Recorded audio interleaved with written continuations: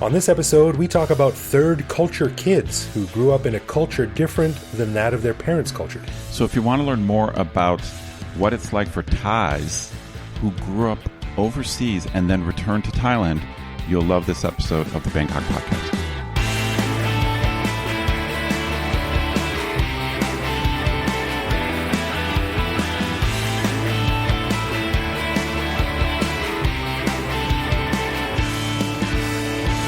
Sawadee krap and welcome to the Bangkok Podcast. My name is Greg Jorgensen, a Canadian who thinks Canadian stereotypes are overblown and doesn't understand why everyone makes such a big deal about it. And I'm Ed Knuth, an American who came to Thailand 17 years ago, fell in love with the burning chili oil flying into your eyes next to Bangkok food stalls, and who hasn't left since. Good stuff, good stuff. Well, first of all, we want to say a quick thanks to all of our patrons for supporting the show, and a big shout out especially to Josh, who supports us at the show shout out level. So stick around after we're done talking about third culture kids to hear some juicy gossip that I was able to dig up about Josh. I will hang out for that, no doubt. Of course, one of the cool things our patrons get is a weekly uncensored bonus episode where we talk about all kinds of stuff. We just finished recording this week's bonus show, and we chatted about a bunch of things. It was a little bit random, but interesting, I think. We talked about Elon Musk. We talked about parking in Thailand, and also a possible new Apple store at the Central World Shopping Mall. Yeah, that was a bit of a random episode. That was fun. It was fun. We laughed a lot. Yes, we did. So on this episode of the podcast, we wanted to take a closer look at something that I really had no idea about until my buddy Crib mentioned it to me a while ago, and that is third culture kids, or TCKs. Now, third culture kids are kids that are raised in a culture outside of their parents' cultures, which means that they sometimes lack a clear national identity and can have trouble figuring out where exactly they belong. And in a way, third culture kids here in Thailand are a different type of expat. And as Bangkok becomes an increasingly cosmopolitan city, this is something that all of us are likely to run into at some point. But thankfully, one of Ed's students was nice enough to sit down and chat about it, so here is Ed's conversation with Mook Ishimura. สถานีต่อไปเพลินจิต Next station เพลินจิต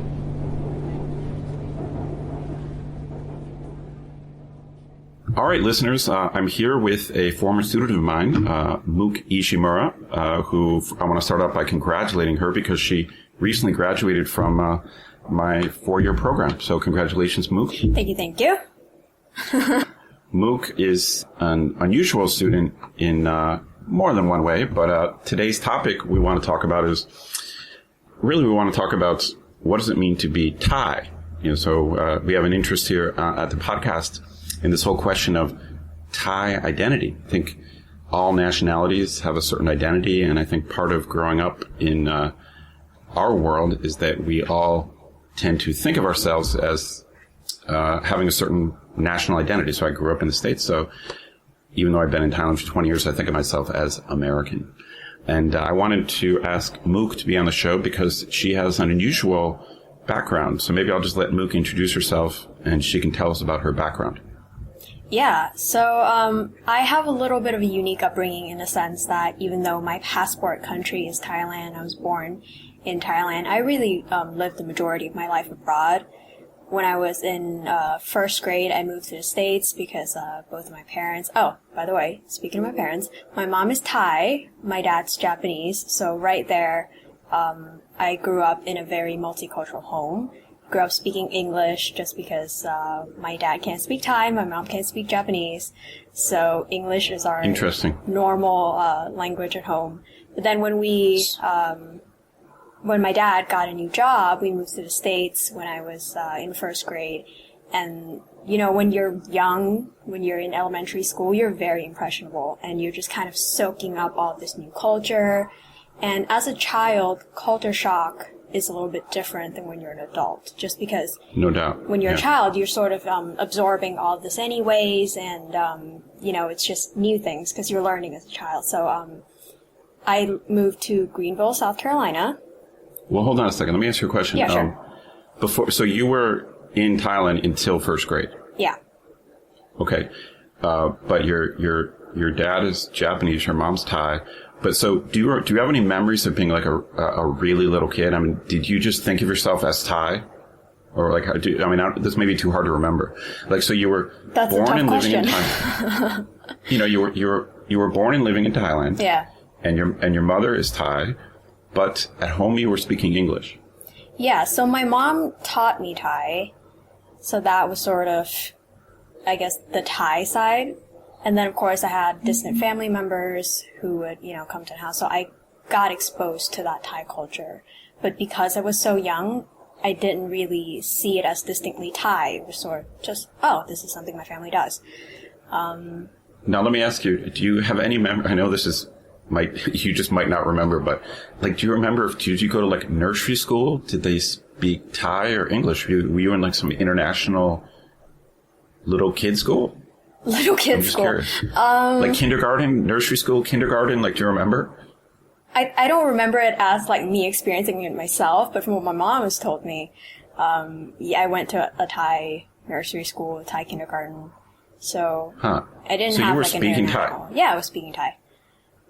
Okay, but at home, everyone's speaking English because your parents can't communicate. Yeah, exactly. Interesting. It's fascinating. I wonder what would have happened if you just never left Thailand. Like, in a way, you still would have had this mixed situation, even if you didn't live abroad. I think, and I've thought about this quite a bit, I think if I never left Thailand, I would be more Thai in a sense that, just in my cultural setting, in the people that I see every day, in the types of people I interact with. So it would be more, Thai people, I think. But because I lived abroad and I experienced so many different cultures, I don't feel a certain attachment to, I am Thai. Gotcha. Yeah. Well, let's get back to your narrative. So you moved to Greenville, South Carolina. A little southern girl. Yep. That's crazy. So it's not just that you were in the States. It's not just that. It's that you were actually in the South. I was in the South. And fun fact, I had a southern accent my entire time. So my entire elementary school experience, I was speaking with a southern accent because that's just the way everyone around me spoke and the way that I picked up. Wow. That part of me. My mom would joke all the time, slow down, I can't understand what you're saying, because I'd be speaking in a southern accent. So interesting. So let me ask you this. So Greenville, I know a little bit about Greenville since I went to school in North Carolina. Mm-hmm. And Greenville is not a giant metropolis, but it's not some village. It's not some tiny. Right. Yeah. It's not totally podunk, America. But were there many Asians? I was the in your only community? Asian in my elementary school. Okay. Well, I guess that answers that. So. Yeah. So, but again, it's like you're already, in a way. Again, I don't know how to characterize it, but in a way, you're not a normal Asian anyway, because you're mixed race, but then you were speaking English at home. Right, yeah. So maybe it was easier for you to assimilate because you already had the English. Does that make sense? It was, but even then, my English skills weren't like that of a native. Because, of course, my parents weren't native speakers. They speak English, but they weren't English native speakers. So my grammar wasn't all that right. My accent was a little bit of a mixed accent as well, because my dad had that typical Japanese accent when he's speaking English, and my mom has that typical Thai accent. So my vocabulary, the way I would phrase certain sentences, and just my overall accent was, a little bit. Since you were my student for 4 years, listeners, you might have guessed Mook is an excellent student, a star pupil, if you will. Now, I'm curious, and again, this stuff is very hard to remember, but do you have any sense of where along the path you maybe started to think of yourself as an American? Because your English is getting better. Right, yeah. You're assimilating into South Carolina, and so because, we've talked about this a little bit before, mm-hmm. Where you, in some ways, even though you're not an American citizen, you kind of identify with American culture in a lot of ways. Like, did you just think of yourself as an American kid?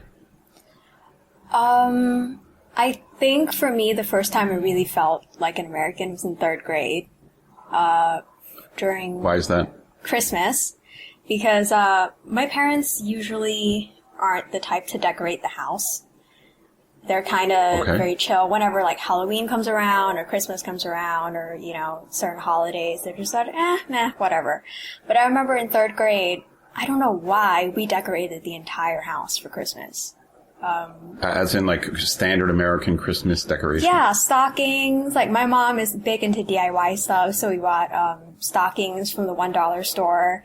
And my mom stitched our names on the stockings, and we hung them on the fireplace, and we made cookies. And so this was an American thing, not a Christian thing, is that right? Right, because I'm the only Christian in my family at that point. I didn't even know about Christianity, so it was definitely not a Christian influence at all. It was more just, this is what all my friends were doing, this is what my parents were seeing when they go to their friend's house, so we were like, okay, let's do it. Well, to our listeners, to clarify, Mook became a Christian much later in life, but neither of her parents are Christian. So essentially, you were kind of just assimilating into American culture. Yeah, you know. So I was like, "Hey, Mom, I went to my friend's house. They had a Christmas tree. Can we get something like that?" Or, you know, they had lights up in front of the house in the yard. Can we do that? And you know, that's cool. My dad, he went through a lot of effort because, as a young child, of course, I believe Santa Claus existed. So, he went through the trouble of getting huge snow boots and putting, flour and kind of like making it into shapes of like footprints of Santa Claus coming into the house. Yeah, he did like the whole 9 yards. Yeah. Well, let's continue with the narrative. So how long did you then live in the States? I was there throughout my entire elementary school years, and then in middle school, that was when I moved from the States to Indonesia. So what grade would that have been? 5th grade. The end of 5th grade is when I moved.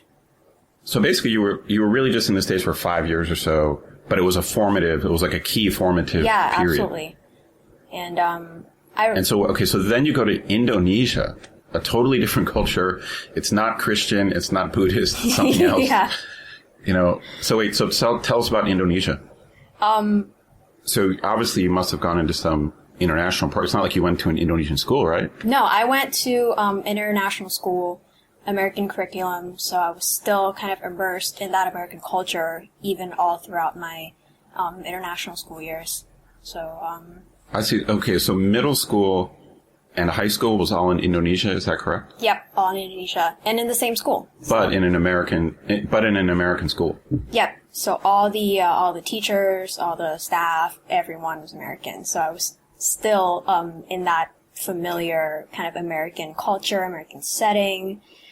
Okay. Yeah. So this makes sense how you kind of identify as an American. So literally all the teachers were actually American citizens? Yeah, American citizens. Everyone except our language teacher, which was, of course, Indonesian, because we were learning Indonesian as like an elective. But all of our main teachers were... You picked up Indonesian language. You picked that up. Yeah, I picked that up, so I'm also fluent in Indonesian.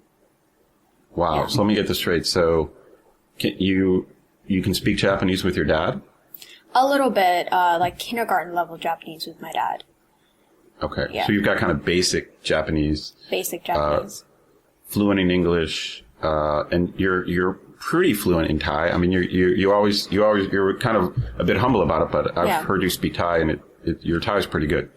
Yeah, I can definitely speak Thai when it comes to day-to-day things. My mom's responsible for that. Right. But I can't read or write Thai, which is something that I feel bad about. Because, of course, in college, I was in Thailand for 4 years, and, you know, I had definitely ran through a couple of issues with not being able to read or not being able to write. But, yeah, I can speak Thai pretty fluently. Let me ask you this. So when you were in Indonesia, so we've talked about this experience you had in Thailand where since you look Asian and you're half Thai people assume you're Thai, but, you know, when you're in Indonesia, did you look different enough that people did not confuse you for a native? Is that right? Well, that's an interesting thing about being a third culture kid is that everywhere else except your passport country, you love being able to blend in. But when you're back in your passport country, you kind of hate blending in because, you know, there's certain expectations with blending in in being Thai, and there's certain expectations that are placed on you that you don't know. In my graduating class, we had 25 people in my graduating class in high school, and there were 6 different ethnicities between us. So, oh, wow. Yeah, oh, that's so great. pretty diverse. Yeah. That's great. And then the next step is you come to Bangkok, and somehow you end up in my program. So you come to our program. So our program is obviously in English. Right. But almost all the students are Thai. We do have a few people like Mook. We typically have a couple Korean students, maybe a Japanese or Chinese students, and then we typically get a handful, maybe 2 Westerners that might be doing exchange programs. But basically, we're about 95% Thai, something like that. So what was that like, coming back and living in Bangkok and studying with Thais?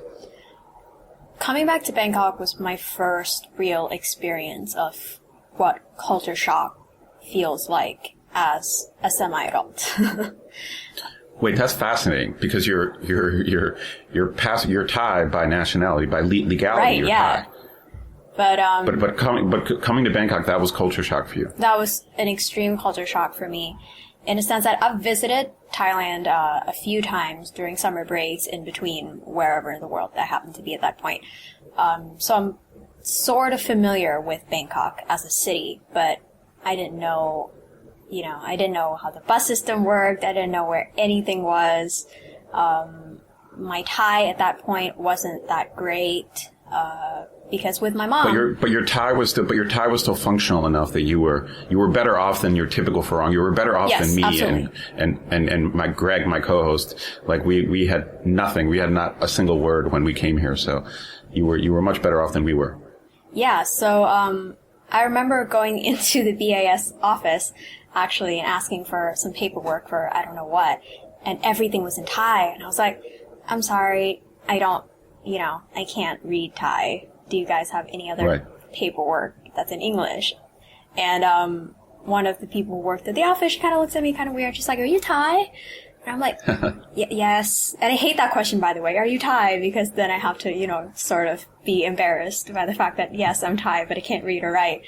And then just that's it. That's the third culture kids situation. So yeah. And it's not even just that your passport is Thai. It's that your mother is Thai. Like, so, right. Racially, ethnically, you are actually Thai, but you lived abroad. So it is, but mostly you can pass, because mostly you don't have to do any reading or writing. So when it comes to speaking, you can kind of pass. Right. Although I do have certain words that I use are wrong. So even though my accent is, perfect when it comes to Thai, but certain words that I use, people will be like, why are you using that? Or like... Do you find, I'm curious, so, obviously, being in our program for 4 years, you obviously have Thai friends. Yeah. Do you, I'm curious, like, do you feel that your Thai friends, or maybe even your classmates in our program, do you feel that they accept you as Thai? I think everyone's sort of figured out very quickly that I'm not Thai. Not quote unquote really Thai, whatever that means. Yeah. I felt that like the first 2 months in. But it's not because, okay, obviously on a pragmatic level, when you can't read or write, that's a dead giveaway. But most people would not be aware of that. So what do you think is cluing in the average Thai person once they get to know you that you're not quote unquote really Thai? Like, what's the clue? Certain cultural things, or definitely like popular culture. I have no idea what anybody's talking about at all. Certain Thai TV shows, I see. stars, certain places, going to the mall. So Thai pop culture. What about, I know we've talked about this in our program, but did you feel some kind of barrier between you and your co-students, your fellow students, because they went to Thai high schools and got a Thai education, whereas you had this international education? What was it like interacting with your fellow students? Academically, or just... Well, both. I mean, academically and or socially? I think academically. You can speak freely. I can speak. This is a safe space. I feel like you can speak freely. I feel like academically, it was very clear to me right away that I was ahead of other people. Not speaking in an arrogant sense, but even the basic sort of foundational knowledge of, coming out of high school. I knew a lot of the things that we went through in my first year already. So to me, it was sort of review. But for everyone, they were, absorbing that information for the first time. And that was interesting to me to look at because I was like, oh, I felt like I was wasting my time for the first year because I was like, I thought I was supposed to be learning something new. Right. But also, academically, there was such a shift between the way that I was studying and the way that other people were studying, in a sense that everyone was kind of going at it based on memory. Like, I have to memorize every single word exactly as it is, but they don't understand any of the concepts. Whereas, for me, in my educational background, everyone was always stressing the importance of critical thinking, of understanding the big picture, and kind of, the little details aren't so important. And, well, let me, when we're recording this, this show has just aired, so you haven't heard it, but, Greg and I recently recorded a show on teaching critical thinking, in Thailand. So I talked about, the class which you took. So in all honesty, did you feel there was a difference just in your fellow students' ability to analyze stuff or maybe think for themselves? It is kind of a cliche or stereotype, but was that was true in your experience? Yeah, definitely. I think there was a fear. I don't know if it's actually fear, but a hesitance in a lot of the students to say what they're feeling or say what they're thinking because they're afraid they're going to be wrong. And I feel like that collective thinking is very big in Thai culture, and not wanting to, have the odd opinion or not wanting to, speak up and be a lone voice. And I think that's very, characteristic of Thai culture. To our listeners, and I've talked about this a little bit before, students in our program, Thai students, they very rarely, number one, they very rarely ask questions, although sometimes they do that. But they almost never just express their opinion. It's very unusual in my classes. And, most of my classes are too big for me to be calling on people by name and like pulling opinions out of people. But it is, even our quote unquote best students who are very diligent and smart, and pay attention and do well on exams. Those good students, they never raise their hand and just offer their own viewpoint. Mm-hmm. I mean, that was your experience in our program, huh? I think that's a huge way that the program changed me. Is that in high school, of course, the environment is different, but in high school, everyone's sort of, raising their hands, trying to get their opinions heard, and kind of like debating with each other in class, and the teachers sort of, sitting back and kind of letting it happen. So I was very used to, speaking in class and giving my opinions and always having something to say. Whereas when I came to Thailand, when I came to BAS, it was clear right away that nobody was speaking. And I thought that, maybe it's the way this program works. Maybe I'm not supposed to talk. So I just hung back and I was like, all right, I'm just gonna, be quiet because nobody was raising their hands. Nobody was talking. And of course, a part of that was because the class size was a lot bigger. But, even in the second or third year when class sizes were a little bit smaller, nobody was talking. And I was like, okay, maybe that's that's what I'm supposed to do. Maybe this is more of like the quote unquote Thai style of education. So I just, became a lot more quiet. Well, unfortunately, our program is supposed to be American style. And so, it's a struggle that me and the other faculty members have had is trying to get our students to talk more. Mm-hmm. And, there are gimmicks we have, things like making them, in critical thinking class, sometimes we make students debate each other but we really do have to kind of pull opinions out of them. Yeah. As you know, it's just they just don't have a lot to say. Is part of the problem. It's like they're not forming their own opinions. They don't really have their own opinions about the world. Yeah, and I don't know if we've talked about this before, but in one of the other classes that I had that I really enjoyed, it was a smaller class, about 10, 15 people, but I enjoyed that class because I was constantly speaking. And the other professor and I would joke all the time that it's a dialogue between the two of us because we're the only two kind of speaking and, you know, kind of throwing our ideas back and forth, and everyone's just sort of listening. And I was hoping for people to, you know, join in, but it's always just a dialogue, so it was interesting. You know, it raises an interesting question about education and critical thinking, and the question is, you know, the question is whether you have to have the right early education.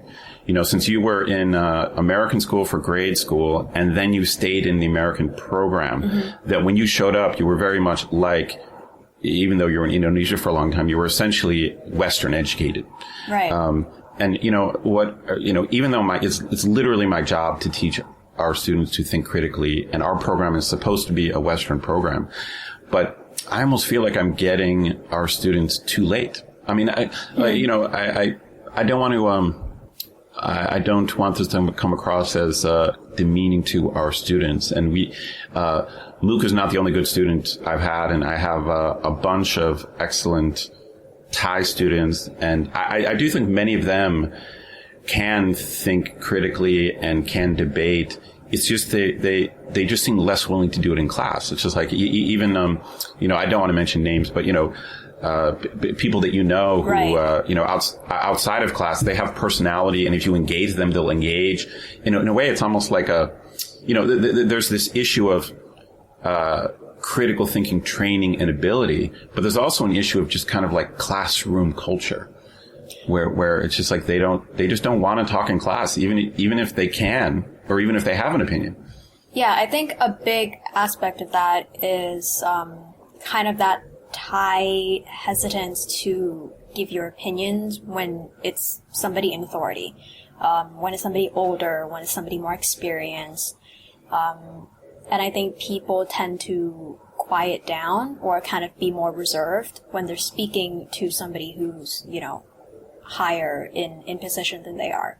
But when it's just amongst peers, then there's sort of this freedom to, you know, say what you think, because that same hesitance to give your opinions, that doesn't happen when you're just amongst friends, when you're just amongst people your own age. So so part of that, I think, is that seniority culture as well.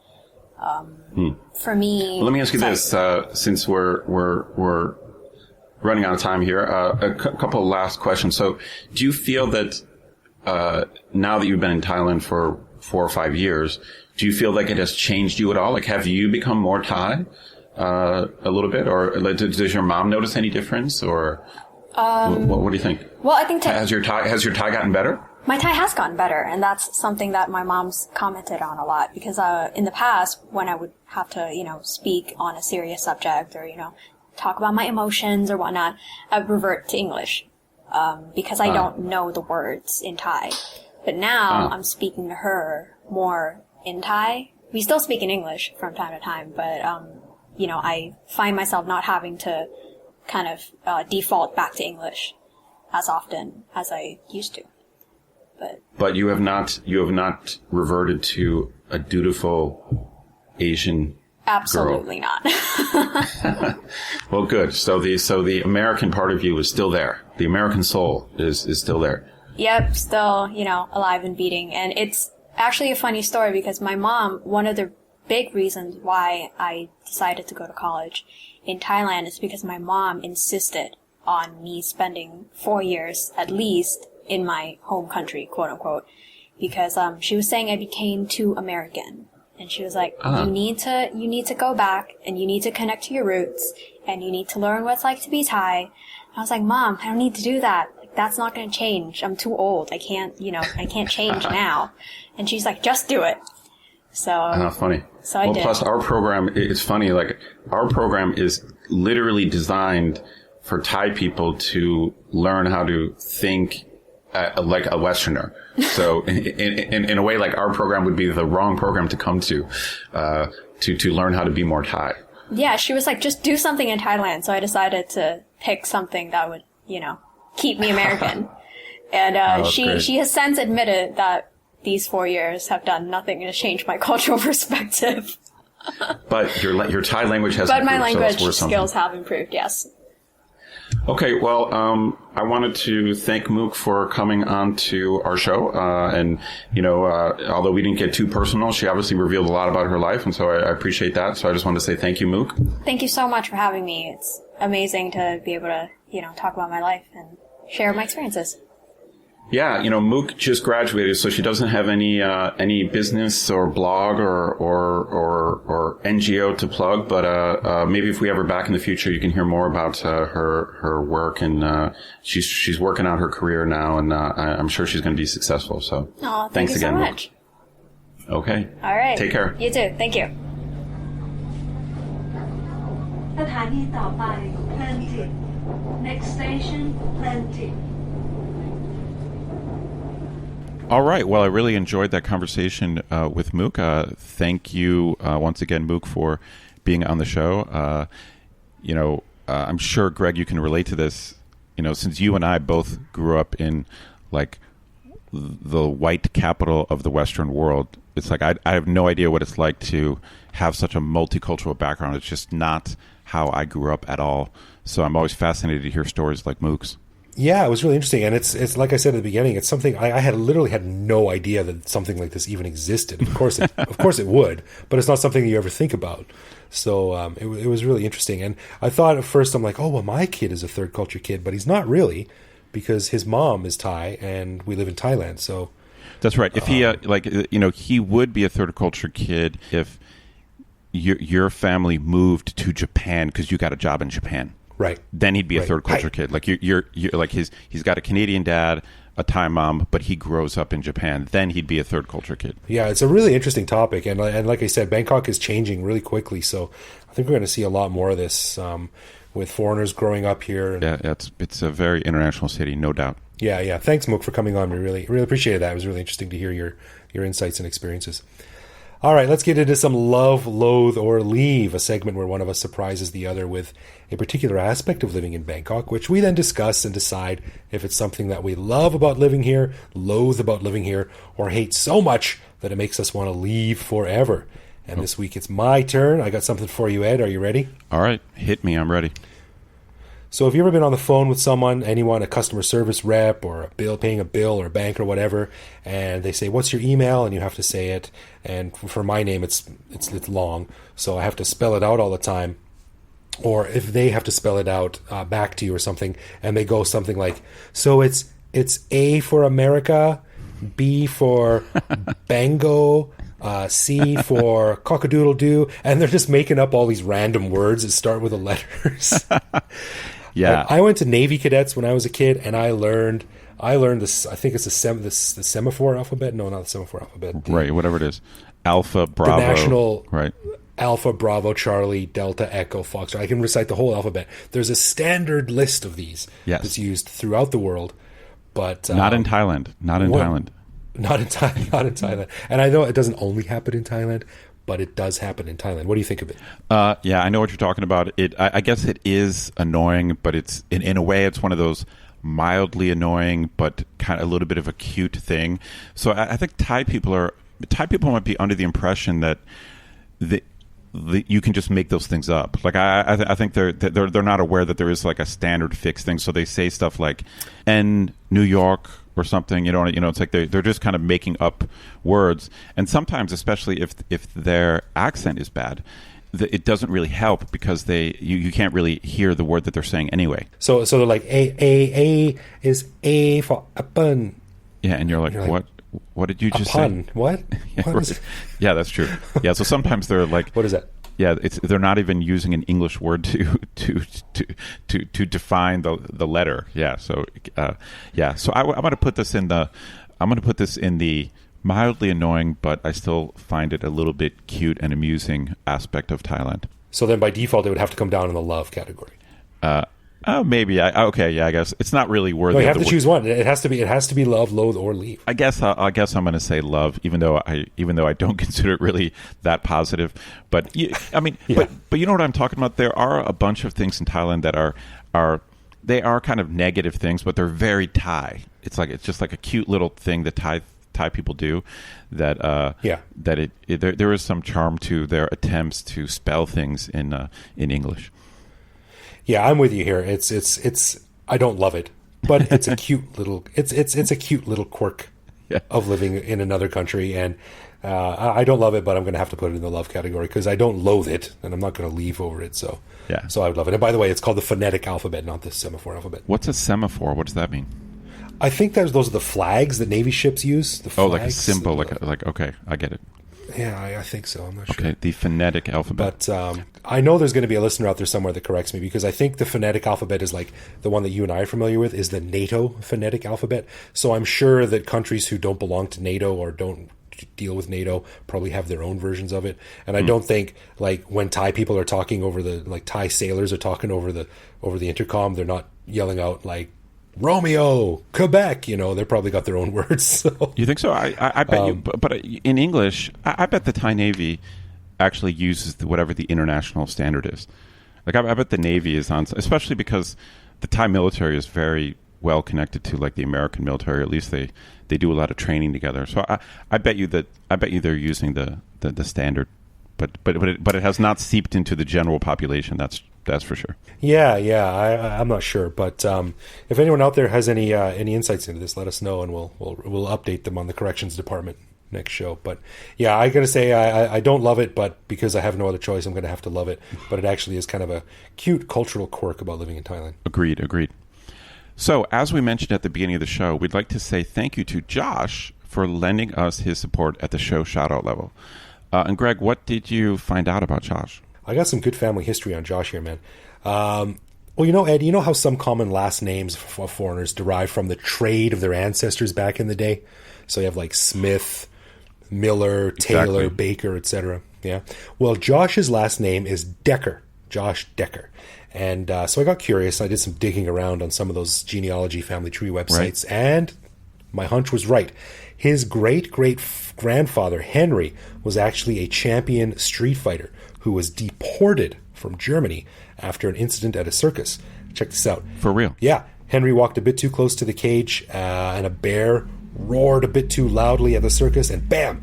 Henry just turned around and decked this bear in the face, knocked it out cold. He decked a bear. Story. He decked a bear. He decked a bear. And the bear, turns out, was a beloved circus animal. Oh, my God. So Henry got the boot. And when he showed up on Ellis Island in the U.S., he needed a new last name that sounded a bit more American. So the officer looked at his police record, and boom, the Decker family line was born. That's fascinating. Yeah. However, this family skill of one-punch knockouts was suppressed in order for them to start life in a new country on the right foot. So Josh, buddy, if you are not already a championship boxer, I'd say you were literally born to do it. You have a great power, my friend, and I would say it is your great responsibility to get out there and start decking things. No doubt. He's got the name for it. Yeah. Before we wrap up, I'd like to give a special thanks to all of our patrons who are listening now. As you know, we don't run ads or have official sponsors for the show, so we really, really do appreciate the support we get from our patrons. And if you want to get in touch with us, we are at Bangkok Podcast on Facebook and Twitter, or you can send us a message via the contact form on bangkokpodcast.com, where we usually reply in a suspiciously small amount of time. And you can also find us online, where we post each episode and carry on conversations with our listeners who want to write in and ask us stuff. You can also reach out to me directly on Twitter if you'd like, where I am BKK Greg. So thank you for listening, everyone, and we will see you next week.